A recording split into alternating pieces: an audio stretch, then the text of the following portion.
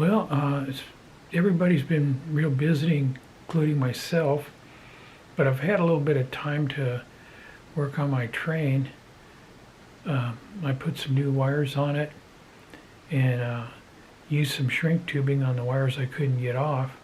So let me turn the camera around and we'll see what we got going so far. Okay, so this is what it looks like so far. Got took those old brittled wires, replaced some of them. Some of them I didn't replace, I just put some shrink tube on. Took the old crusty insulation off and put some shrink tubing on it, and made sure to clean the armature up a little bit. Got the brushes so they were making good contact. So let's see it run. Let's see how it works.